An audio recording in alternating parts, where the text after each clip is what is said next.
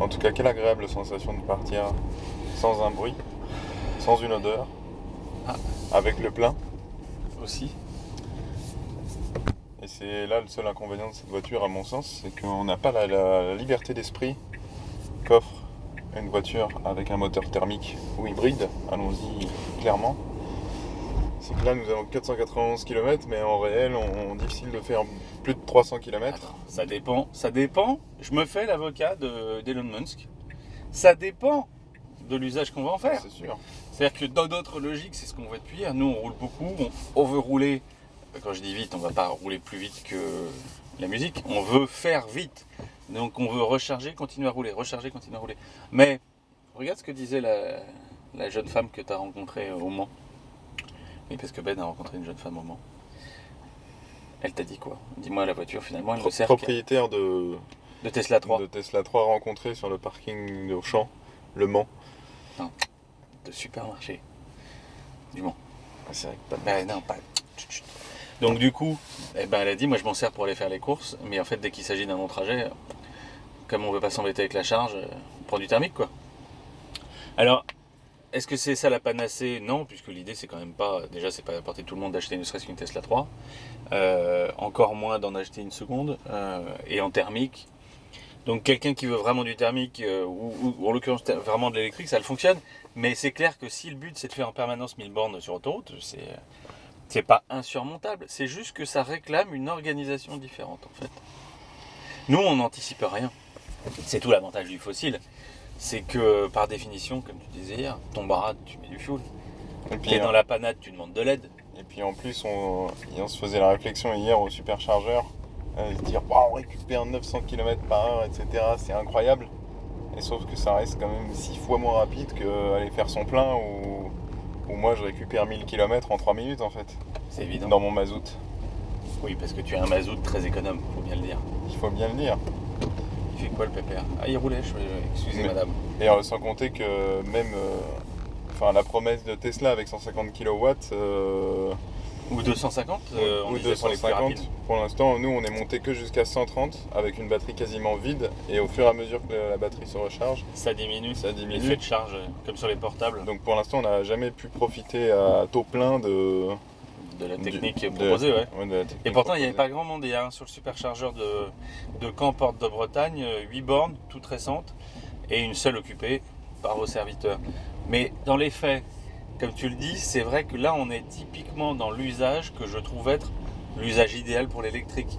Sachant que, on vous l'a peut-être déjà dit, en plus, nous sommes usagers électriques. On a beau défendre le thermique de qualité, parce que c'est pas le thermique qu'on cherche à défendre d'option, c'est l'agrément de conduite et c'est le plaisir. Et ce faisant, ça peut être du thermique comme ça peut être de l'électrique. Ça peut aussi être du diesel.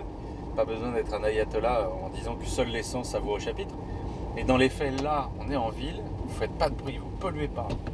Vous sortez le matin, c'est un bonheur. Hein. Moi, Puis tous les matins, je le fais en deux roues, on le fait souvent aussi en smart. Et quel kiff de Et prendre la sa voiture, hein, pas avoir de bruit. Quoi. Ouais, et puis la réflexion que je me suis faite aussi, c'est quand on est en voiture thermique, quand on freine, déjà on perd de l'énergie. Et Enfin, on pollue.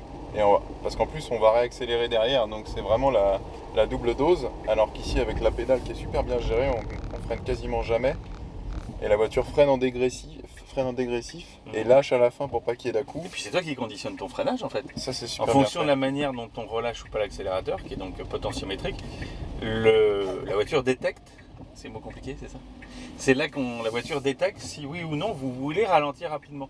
Donc soit vous êtes super fluide dans la circuit et du coup vous lâchez, la voiture continue à décélérer peinard, mais si vous arrivez un peu fort, vous lâchez brutalement, la voiture va carrément aller jusqu'à l'arrêt avec un mode dit soit de rampage, soit de serrage. Et typiquement, vous arrêtez au feu, hein, on l'a testé plusieurs fois, la voiture s'arrête et vous n'avez pas encore touché au frein. Donc vous n'usez pas vos freins, vous ne polluez pas parce que la poussière de plaquettes c'est quand même pas le bonheur. Et en plus, vous récupérez de l'énergie, donc c'est super vertueux. Là où il y a quand même un revers à la médaille, et je le vois notamment en deux roues, c'est qu'il faut être un peu vif dans sa conduite pour générer un peu plus de récupération. Donc ça suppose ne pas être trop souple, mais plutôt un peu vif. Bon, à la limite c'est poilant, et puis il ne faut pas oublier quand même, dans C'est pas une pour nous Tesla déplaire. Performance, qui fait, bon alors Il n'y a pas de communication chez Tesla autour de la puissance. Sauf qu'à moins d'être un singe, on se doute qu'elle doit faire entre 400 et 475 ou 500 chevaux, surtout dans cette version mise à jour là, d'octobre, qui donc a gagné 5% de puissance en plus. Qui peut se prévaloir d'avoir une voiture qui par internet gagne 5%, quoi. T'imagines le délire? Fut un temps, quand j'ai débuté à Option, je me souviens très bien des augmentations de cylindrée qui étaient faites à grand prix chez Hardgate, chez Brabus ou autres, et à certains moteurs Atmo, pour gagner 5% de puissance, mais il fallait lâcher à l'époque 30-50 000 francs pour avoir ne serait-ce qu'un réalisage, et c'était pas super efficace. Donc là en l'occurrence pas loin de 500 chevaux et un truc qui marche quand même comme un missile. On l'a vu hier. Après, savoir si elle roule pas à 2,60, sincèrement, de toute façon, si c'est pour économiser un peu de batterie, on va éviter de rouler à cette vitesse, puisque déjà à 130, elle aime pas. Sur autoroute, c'est quand même pas très agréable. Vous roulez à 130, vous voulez doubler, vous accélérez de 5 km/h, le truc, ça les sort. C'est pas fait pour ça, malgré un CX de 0,23, c'est quand même pas fait pour rouler vite, longtemps. Voilà. Donc, par contre, et ça, on n'en a pas parlé, le feeling de direction et le châssis, j'admets. J'étais circonspect. C'est quand même pas mal. C'est-à-dire que je mets au défi quiconque, même connaisseur, de me dire que la voiture pèse 2 tonnes. Non, en fait, les masses sont tellement basses qu'il n'y a aucune inertie quand on tourne. Il n'y a pas d'inertie, le centre de gravité est super bas, c'est rivé par terre, on est en PS4S. Donc en plus, c'est un pneu, donc vous savez tout le bien qu'on peut penser de lui. Il a été développé, c'est un T0, il a été développé pour Tesla. C'est juste magique. Et là, c'est détrempé, mais rien à secouer, quoi. C'est-à-dire que mouillé, pas mouillé. Puis je sais pas à quoi c'est dû, mais au niveau motricité, vu qu'avec l'électrique, c'est assez doux. C'est super fin. Ouais. Et du coup, toute la puissance passe au sol. Tout passe. Et ça a vraiment été toujours le cas. J'ai un souvenir là-dessus assez rigolo d'un Tesla Roadster S, un des tout premiers que notre ami Simon nous avait monté à Paris. Et en plein hiver, la voiture était chaussée en pneu hiver. C'était une propulsion, puisque c'était une base de Lotus Elise. Et je me souviens très bien que la voiture laissait tout le monde sur place. L'avantage de l'électrique, c'est que la gestion d'antipatinage est d'une rare finesse. Et que du coup, vous pouvez, presque sans discernement, lâcher les chevaux et ça passe, quoi. Et ça passe vraiment super bien. Porte de Paris, c'est la derecha? Yes. Donc là, on va à Livaro retrouver notre camarade Bruno Lefebvre, éminent représentant de l'AOP Fromage Normandie. Et nous allons avec lui visiter la fabrique à Livaro de grains d'orge.